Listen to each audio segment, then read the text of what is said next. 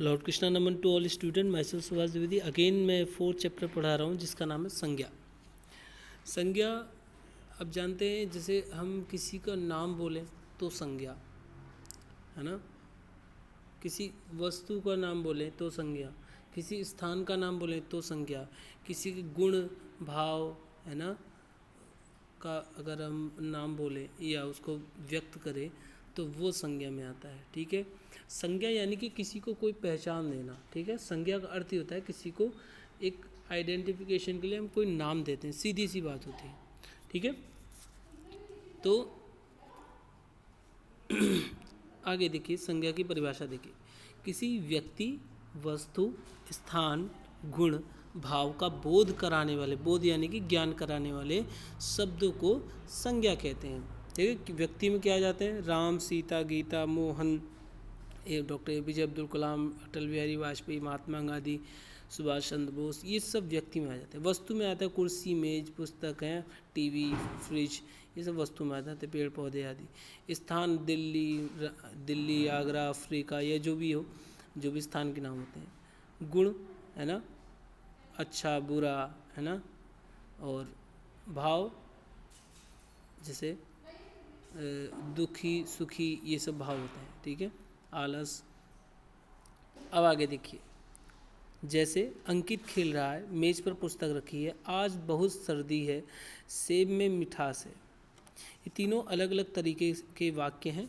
ये आपके जो है संज्ञा की परिभाषा पर आधारित हैं। देखिए, जैसे पहला वाक्य है अंकित खेल रहा है। अब अंकित क्या है? व्यक्ति है ना। परिभाषा में क्या गया? किसी व्यक्ति वस्तु अथवा स्थान के नाम। व्यक्ति कौन है? अंकित है। अब व्यक्ति यानी कि अंकित, अंकित क्या कर रहा है? खेल रहा है। तो यहाँ पर क्या हुआ? व्यक्तिवाचक संज्ञा क्या हो गई इस वाक्य में? अंकित हो गया। अगला वाक्य देखिए, मेज पर पुस्तक रखी है, तो किसी वस्तु, तो मेज पर पुस्तक रखी है, तो यहाँ पर व्यक्ति वस्तु भी देखिए पुस्तक हो गई। आज बहुत सर्दी है। ठीक है, आज बहुत सर्दी है, तो सर्दी भी क्या हो गया? एक भाव हो गया। ठीक है, सेब में मिठास है, मिठास क्या है? इसकी गुण, सेब का गुण है। तो ये सब संज्ञा में आ जाते हैं। तो आगे देखिए, संज्ञा के भेद। संज्ञा भेद यानी प्रकार। ठीक है, टाइप्स भी कह सकते हैं इंग्लिश में। तो सबसे पहले व्यक्तिवाचक संज्ञा, व्यक्तिवाचक संज्ञा, उसके बाद जातिवाचक संज्ञा, भाववाचक संज्ञा, द्रव्यवाचक, समूह या समुदायवाचक संज्ञा। ठीक है, तो व्यक्तिवाचक को कहते हैं प्रॉपर नाउन। तो प्रॉपर नाउन को पढ़ते हैं सबसे पहले। जो संज्ञा शब्द किसी विशेष है ना, किसी विशेष व्यक्ति वस्तु अथवा स्थान का बोध कराए, उन्हें व्यक्तिवाचक संज्ञा कहते हैं। ठीक है, अब इसमें देखिए, विशेष व्यक्ति, जैसे वाक्य में लिखा हुआ था ऊपर अंकित खेल रहा है, इसमें विशेष अंकित को यहाँ पर हाईलाइट किया गया है कि अंकित कौन खेल रहा है? अंकित खेल रहा है। विशेष व्यक्ति वस्तु अथवा स्थान का बोध कराए, उन्हें व्यक्तिवाचक संज्ञा कहते हैं। व्यक्ति का नाम राम, सीता, मोहन, वस्तु का नाम बाइबल, गीता, कुरान, मेज, कुर्सी आदि, यानी कि इनसे अलग भी वस्तुएं हो सकती हैं। ये यहाँ पर एक सीमित संख्या में वस्तुओं के नाम दिए। ऐसा नहीं कि यही केवल व्यक्तिवाचक संज्ञा में आएंगे, और भी आ सकते हैं। इस स्थान का नाम दिल्ली, कोलकाता, हिमालय, गंगा आदि, तो ये व्यक्तिवाचक संज्ञा में आ जाते हैं। आगे देखिए, जातिवाचक संज्ञा। अब जातिवाचक संज्ञा में जैसे आपने देखा, बालक में, बालक को छोटा भी बालक हो सकता है, बड़ा बालक भी हो सकता है, एक वयस्क भी हो सकता है जिसको एडल्ट कहते हैं, है ना। और उसके बाद फल भी कई प्रकार के हो सकते हैं। ठीक है, जैसे आम का फल हो सकता है, लीची हो सकती है, अमरूद हो सकता है, अनानास हो सकता है। तो फल भी कई, अध्यापक भी हो सकते हैं, कोई प्राइमरी टीचर हुआ, कोई जूनियर टीचर हुआ, तो ये सब अलग अलग चीज़ें हैं। पशु कई प्रकार के होते हैं, पक्षी भी कई प्रकार के होते हैं, नगर छोटे बड़े होते हैं, नदियाँ भी कई होती हैं, गाय भी अलग अलग नस्ल की होती हैं। तो ये सब जो है जातिवाचक संज्ञा में, यानी कि जैसे अगर नदी का नाम लिया तो नदी क्या? जाति संज्ञक शब्द है। ठीक है, अब देखिए, भाववाचक संज्ञा, एब्स्ट्रैक्ट नाउन। जो संज्ञा शब्द किसी व्यक्ति या वस्तु के गुण, दोष, भाव या दशा का बोध कराएं, उन्हें भाववाचक संज्ञा कहते हैं। जैसे बुढ़ापा, मिठास, सुंदरता, नम्रता, सज्जनता, कड़वाहट आदि। अब मैं एक वाक्य बोलता हूँ, जैसे उन उस व्यक्ति को बुढ़ापा आ गया। तो बुढ़ापा क्या एक भाव है ना, हमने मन में सोचा क्या आ गया, बुढ़ापा आ गया। अब हम बोले कि अंगूर में अधिक मिठास है, सुंदरता, उसकी सुंदरता देखते ही बनती है। हिमालय की सुंदरता देखते ही बनती है। नम्रता ही मनुष्य का आभूषण है ना। तो ये अलग अलग तरीके से भाववाचक संज्ञा हो गई। ये वाक्य में एक भाव दर्शाती है कि व्यक्ति को किस शब्द में कैसा भाव, कि हिमालय की सुंदरता देखते ही बनती है। हिमालय को जब आप देखते हैं तो एक सुंदरता आती है, तो एक मन में भाव आता है, वाह क्या एक अंदर से फील आता है कि बहुत सुंदर है, ब्यूटीफुल है।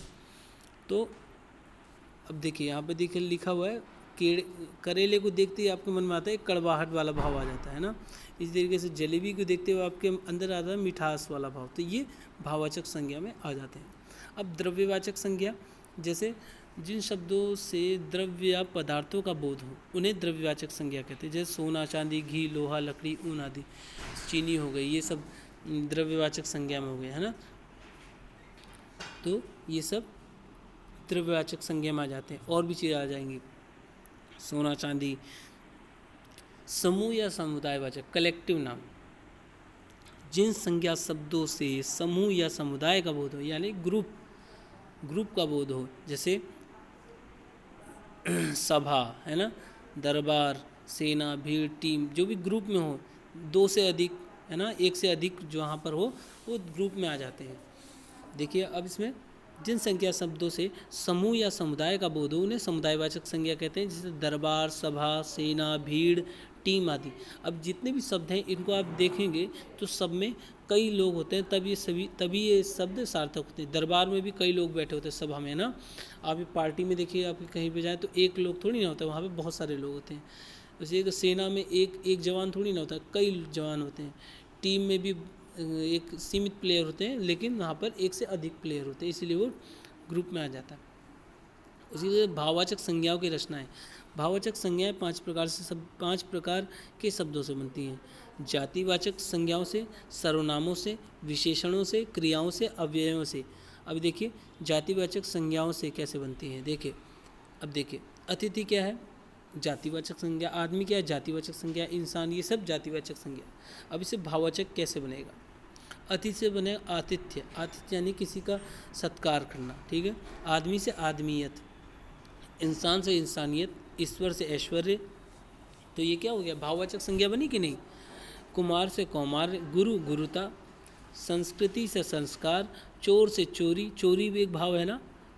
जब हम कहते हैं कि चोरी नहीं करनी चाहिए तो क्या होता है, एक भाव आता है ना मन में, तो ये भाववाचक संज्ञा में आते हैं। इसी तरीके से और भी शब्द हैं यहाँ पर, आप देख लीजिएगा। अब सर्वनामों से कैसे बनता है, जैसे अपना, निज, स्व, है ना, अहम, पराया, मम। अब इसके एग्जाम्पल देखते हैं। अपना से अपनत्व या अपनापन, निज से निजत्व या निजता, स्व से स्वत्व, अहम अहंकार, पराया परायापन, मम ममता ममत्व।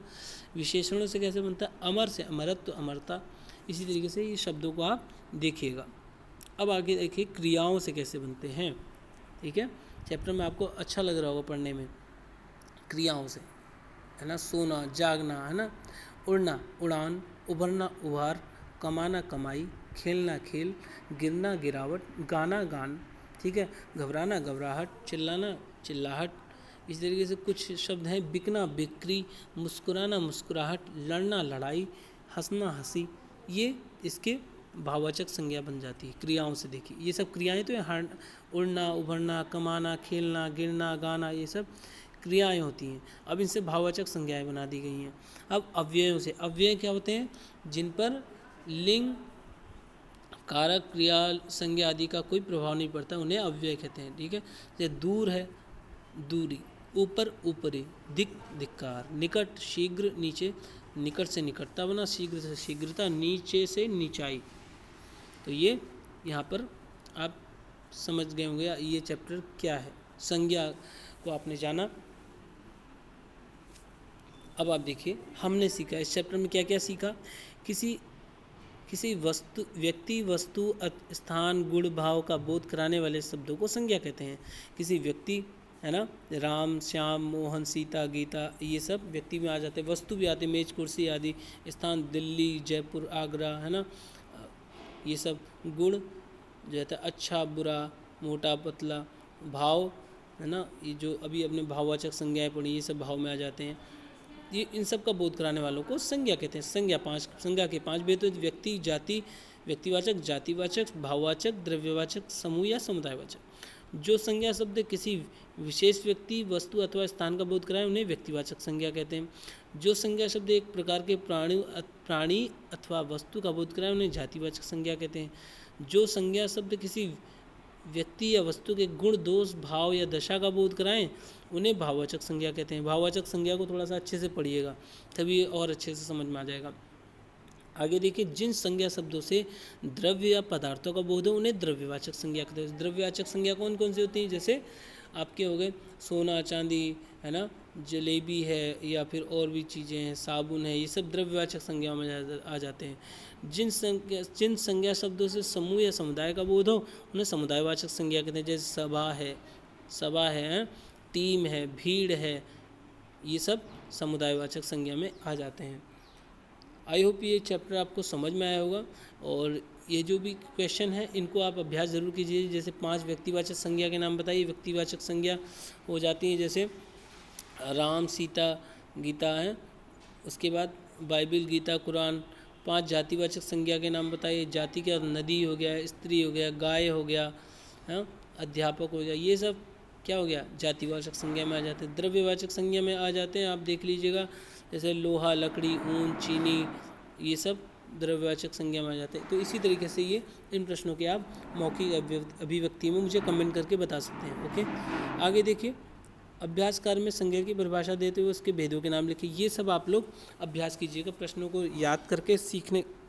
जितना आप इस वीडियो को सुनेंगे और जितना आप अभ्यास करेंगे लिखने का, उतनी चीज़ें आपकी ज़्यादा बढ़ेंगी, उतनी चीज़ें आपको लर्निंग में आएंगी, उतनी चीज़ें आप याद कर पाएंगे, अच्छे से सीख पाएंगे। रटना ज़रूरी नहीं है, समझना ज़रूरी है।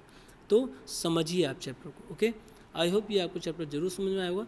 Thank you very much. और एक चीज़ और बता दूं, ये चैप्टर क्लास 5th से लेकर और जितने भी जहाँ तक आप जो संज्ञा को पढ़ेंगे, जो पढ़ना चाहता है संज्ञा को, उन सभी के लिए ये चैप्टर ज़रूरी है। ये नहीं पर्टिकुलर 8th के लिए है, 6th के लिए है, 7th के लिए, क्योंकि ग्रामर एक ही रहता है सभी लोगों के लिए। Okay, thank you very much.